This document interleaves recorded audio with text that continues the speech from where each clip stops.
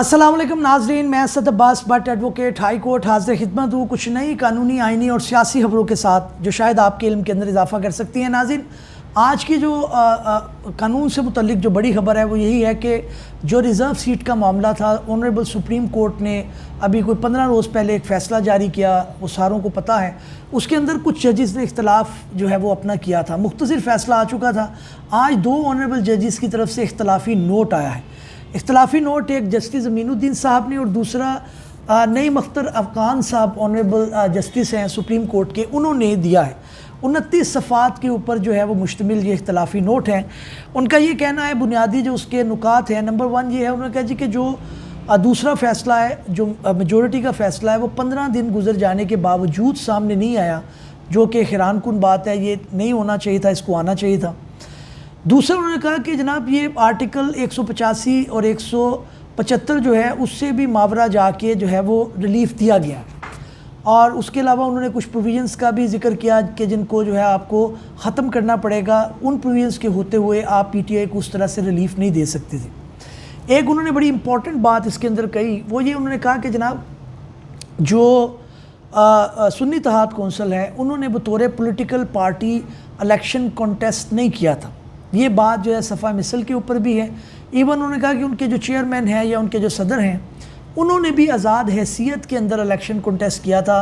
उन्होंने बतौर जो है पार्टी लीडर इलेक्शन कॉन्टेस्ट नहीं किया। अब इस जो है मौज़ूरात के अंदर, इस सारे खलासे के अंदर ये कैसे मुमकिन है कि आप किसी पार्टी को रिज़र्व सीट जो है वो थमा दें।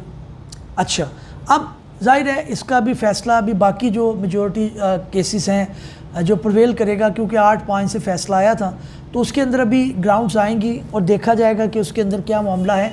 लेकिन फिल वक्त ये है कि जो इसके अंदर बात आ रही है वो ये है कि पाकिस्तान तहरीक इंसाफ इसके अंदर बतौर फ़रीक शामिल नहीं थी।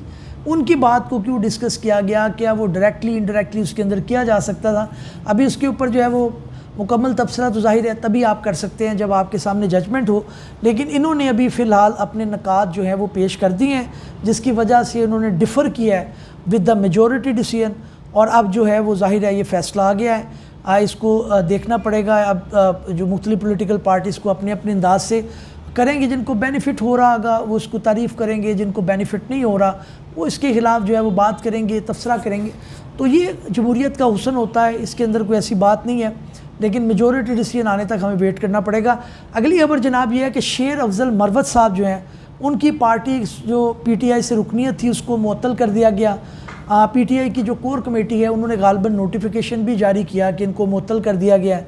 इसके इनके मुतल्लिक एक जो है वो एक बयान भी आया हामिद खान साहब की तरफ से कि जनाब ये अपनी जो है वो खुदनुमाई के लिए अपनी आपको ज़्यादा बढ़ा चढ़ा कर पेश करने के चक्कर में पार्टी के मुतल्लिक बयान देते थे कि जो कि पार्टी के लिए नुकसानदेह होते थे। आज इन्होंने मीडिया से गुफ्तगू करते हुए चलते चलते इन्होंने बात की है, तो उन्होंने कहा कि जनाब हामिद खान साहब अपने आप को काम करें, अपना मेरे ऊपर कमेंट करते रहते हैं, दूसरे लोगों के ऊपर कमेंट करते हैं। तो इस तरह से उन्होंने एक बात की है। लेकिन जो गोहर हैं, बैरिस्टर गोहर, उनकी तरफ से एक बयान जो है वो शेर अफजल मरवत साहब के हक़ में आया है। उनका ये कहना था कि जनाब इनको अभी इनकी रुकनीत मुअत्तल नहीं की गई, वो पार्टी के रुकन है। शेर अफजल मरवत ने भी यही कहा है कि जनाब मैं अपने कप्तान का टाइगर हूँ, मैं उनके लिए फ़ाइट करूँगा, वो जल्दी बाहर आएंगे, मेरी रुकनीत कोई ख़त्म नहीं कर सकता, वो फ़ैसला करेंगे, ये करेंगे। लेकिन बहरहाल अभी इसके ऊपर इख्तलाफ चल रहा है।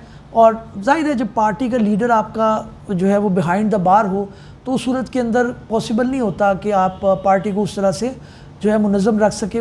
इस तरह के वाक़यात इसके अंदर होते रहेंगे, तो ये कोई इतनी होनी नहीं है। लेकिन फिल वक्त पीटीआई को आपसी जो है सफ़े हैं उनको ख़राब नहीं करना चाहिए। जो लोग खड़े हैं मैदान के अंदर उनको अप्रिशिएट करना चाहिए। ठीक है यार, पार्टी के अंदर आप आते हैं, आपको अपनी भी जो है सेल्फ प्रमोशन चाहिए होती है, आप अपनी भी पजीराई करते हैं, तो इसमें कोई बुरी बात नहीं है। आप पार्टी का भी साथ दे रहे हैं, आप अपनी भी कर रहे हैं। वकील वैसे भी जो है उनको इस चीज़ की ज़रूरत होती है, तो इसमें क्या इतनी बड़ी बात है। लेकिन बहरहाल अच्छे बुरे लोग तो हर जगह पाए जाते हैं। अच्छा जी, इसके अलावा जी PHA reserve letter formation of judicial commission for 9 May cases. अच्छा जी, पेशावर हाई कोर्ट ने एक लेटर रिसीव किया है जिसके अंदर उन्होंने कहा है कि 9 मई के जो वाक़यात हैं उसके मुतल्लिक जुडिशल कमीशन बनाया जाए। ये पीटीआई की गवर्नमेंट जो खैबर पख्तूनख्वा के अंदर है, उन्होंने ये लेटर पेशावर हाई कोर्ट को लिखा है। एक तो ये बात है कि पूरे मुल्क के अंदर जुडिशल कमीशन उस तरह से पेशावर हाई कोर्ट बना सकता है कि नहीं, ये एक बड़ी इसके अंदर बात है, क्योंकि पेशावर हाई कोर्ट की जुडिक्शन से कई मामला बाहर हैं। जैसे लाहौर की अगर बात की जाए तो उसके मुतल्लिक तो judicial commission Lahore high court बना सकता है, या सुप्रीम कोर्ट बनाता तो वो पूरे मुल्क के अंदर भी बना सकता है। लेकिन अभी लेटर रिसीव हुआ है, इसके अंदर वो बनाते हैं नहीं बनाते ये तो अब सवाबदीद होगी ऑनरेबल जो हाई कोर्ट हैं पेशावर उनकी। लेकिन मैं ज़ाती तौर पर समझता हूँ कि किसी भी इंसिडेंट की ना शफाफ इंक्वायरी होना बड़ी ज़रूरी है, क्योंकि कई लोग अपने वेस्टेड इंटरेस्ट के लिए इस्टेब्लिशमेंट को भी आगे लगा देते हैं और ये कहते हैं जनाब इस्टेब्लिशमेंट से आपने ये किया। पीटीआई ने, मैं ये नहीं कह रहा नहीं, जिन लोगों ने किया है उनको बिल्कुल सज़ा मिलनी चाहिए, लेकिन शफाफ इंक्वायरी मैं तो समझता हूँ कि फ़ौज को ख़ुद भी करवा लेनी चाहिए थी, इस्टेब्लिशमेंट को, गवर्नमेंट को ख़ुद भी इंक्वायरी करवा लेनी चाहिए थी, ताकि दूध का दूध और पानी का पानी हो जाता और जो लोग वाकई इसके अंदर मुलविस हैं उनके ऊपर कड़ी जो है वो एक तलवार कानून की आती। लेकिन ये नहीं हुआ। अब एक लेटर वसूल हुआ है, इसके बारे में देखते हैं कि किस करवट जाता है, इसके अंदर पॉइंट होता है, अगर हो गया तो सुप्रीम कोर्ट में चैलेंज होगा। अभी एक लंबी जंग इसके अंदर बाकी होगी। अगली और आखिरी खबर यह है कि जनाब आलिया नीलम साहिबा chief justice Lahore high court हैं, उनके लिए बड़ा मसला लोगों को हो रहा है। पहली खातून बनी है, हमें अप्रिशिएट करना चाहिए था, हमें सेलिब्रेट करना चाहिए था कि खातून भी आगे आई हैं। खातून माशरे के अंदर वैसे ही पिसा हुआ है गरीब तबका, लेकिन ख़वातीन का तो बहुत पुरसाने हाल बुरा है ना, उनका तो कोई हाल ही नहीं है। तो इस सूरत के अंदर आयशा मलिक का ऊपर एलिवेट होना, जस्टिस आलिया नीलम का बतौर चीफ जस्टिस होना खुशी की बात थी।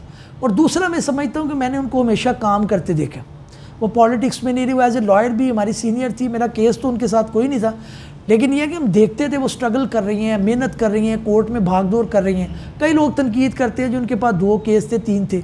मैं कहता हूँ एक केस भी ना हो, अगर लॉयर ने यूनिफॉर्म पहन लिया तो वो लॉयर है।